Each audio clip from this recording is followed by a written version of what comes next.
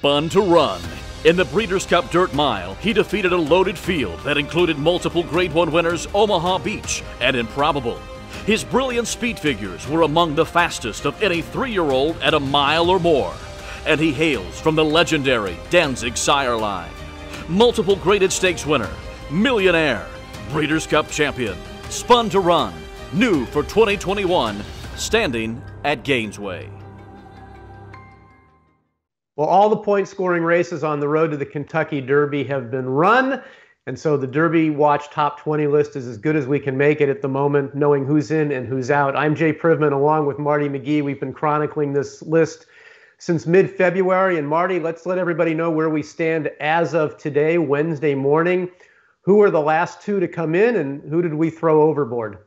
Well, the most recent two to come in, Jay, are the Arkansas Derby winner, Superstock, and Hidden Stash, who apparently makes it in on points. Out are Proxy and Hosier off their disappointing efforts last weekend in their final would-be preps.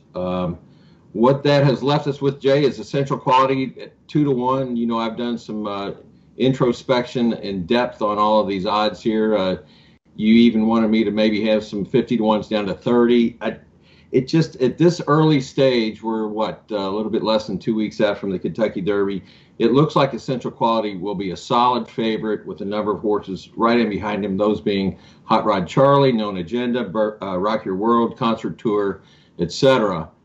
Some of these 50-1s, Jay, I just don't know how you could really, make them. I know the history where you have horses like Backtalk at 23-1, and you're like, who is betting on that horse? And I'm sure we'll have horses like Bourbonic or Caddo River, maybe Dynamic One. They might be under the 50, but I really don't know if I could go there. So anyway, we'll take the temperature of the room as we get closer to the Derby and maybe adjust for next week in terms of these morning line odds. Right. Right now we've got 9 horses on Marty's line at 50-1, and my argument with Marty is that I just think in this day and age, there's kind of an attitude of, well, people bet on anything when it comes to the Kentucky Derby, and you very rarely get horses above 30-1. But, Marty's there in Kentucky. Like he said, he's going to take the temperature, and we reserve the right to tweak accordingly when we come back and visit you for next week. But for now, let's let you know what we thought of the last 2 point-scoring races on the road to the Derby. We will start with the Arkansas Derby, and we'll take this race from start to finish. There were only 6 horses in here. Marty, the big favorite, was Concert Tour, but he was a disappointing third behind one of our newcomers to the Derby Watch Top 20, that being Superstock, he just mentioned. Caddo River finished second. Give me your thoughts on the race, and then I'll weigh in. Well, we had talked about how what happens one day, Jay, doesn't necessarily happen the next time. And that's exactly what happened with Caddo River and Concert Tour, in that in the Rebel, Concert Tour took the initiative, had the lead, and the roles were reversed in this particular situation. So down the lane, neither one of them was good enough. Superstock got a terrific ride by the guy who's been by far the best rider at Oaklawn Park the last 10 years, Ricardo Santana Jr. He just tripped out as well as you can and got the job done. So I'd like to hear what your thoughts in particular on the horse who was 3-10 in there, which I thought was absurdly low, and that being Concert Tour, and what Bob Baffert does going forward with him. So regarding the race, yeah, you're right. I thought Superstock just benefited from an ideal trip, sitting 4th behind a very hot pace. Not only was the leading horses different from the Rebel to the Arkansas Derby in terms of Concert Tour leading in the Rebel and Caddo River leading this time. But more importantly, Marty, I think it was the pace. The first half mile of the race was a full second faster in the Arkansas Derby than the Rebel. And I just think both of those horses were worn out in the stretch run, and Superstock took advantage of it. The buyer figure was only 92, which is not one of the better figs that we've seen on this road to the Derby this year. Then specifically now about Concert Tour, to me, he was disappointing. I thought when they were going around the far turn and turning into the stretch, I thought he was going the better of Caddo River. I expected him to draw off, but once Joel Rosario threw the reins at him, he just didn't really kick away like he had in the Rebel. Maybe it was the faster pace that did him in, or maybe just having to come as far as he has in not having made his debut until January and trying to get this far, has taken a little bit of the starch out of him. I was in touch with Bob Baffert earlier today. We're taping this on Wednesday morning.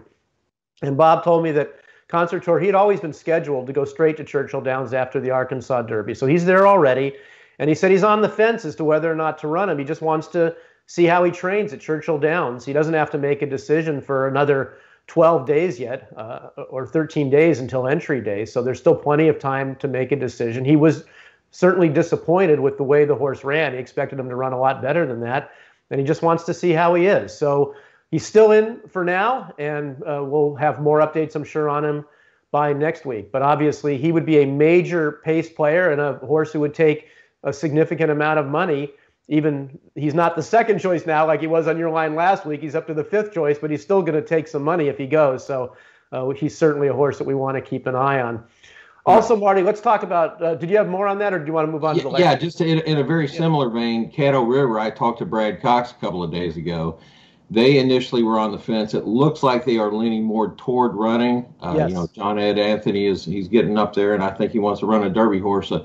You know, he too would add to the pace in the Derby, Jay. So it just in that respect alone, that's a pretty important addition, I would think. And on our Derby Watch feature this week, you'll see a comprehensive overview of who's in, who's out, and who's on the bubble. And that's something that you'll want to read here at DRF.com. Marty, let's finish things up by talking about the Lexington. There's nobody from our Derby Watch top 20 who was in this race, but let's take a look at King Fury's win, because if there are enough defections, he could get in. He's going to need quite a bit of help to get down to where he is, but it's not impossible that we could get down to him. I thought he had an ideal trip, and I loved the ride that Brian Hernandez Jr. gave him. It was a hot pace. He saved ground the whole way. He only had to go around one horse turning into the stretch, and I also thought this horse just skipped over the mud as though he would absolutely love it on Derby Day if it happened to rain that day. What did you think of this race? I thought it was a terrific effort by him. You could just tell, though, the opening half mile, Jay, that something from the back was most likely to win. That made Proxy even more of a disappointment because he had a pretty good trip from right off the pace. But King Fury, Kenny was kind of kicking himself for running maybe at one time too many last fall. Kind of then had to wait before he could really bring him back at this point. So Kenny says that he'd love to run in the Derby, but as you said, there's probably 4 or 5 horses that he would have to jump over. He would need defections for him to run. So it looks like it probably will be the Preakness for King Fury. But not impossible, though, for him to run in the Kentucky Derby, because there are several currently in the top 20 who are iffy to run in the Derby. And as I said, all of that is outlined in this week's Derby Watch feature. Well, come back next week. We will continue to update you with these video Derby Watch updates. But obviously, every day at DRF.com, we'll have all the latest news as we approach the Kentucky Derby. It's coming up on Saturday, May the 1st. Entry day is Tuesday of that week, just 13 days from now. For Marty McGee, I'm Jay Privman. We'll see you next week.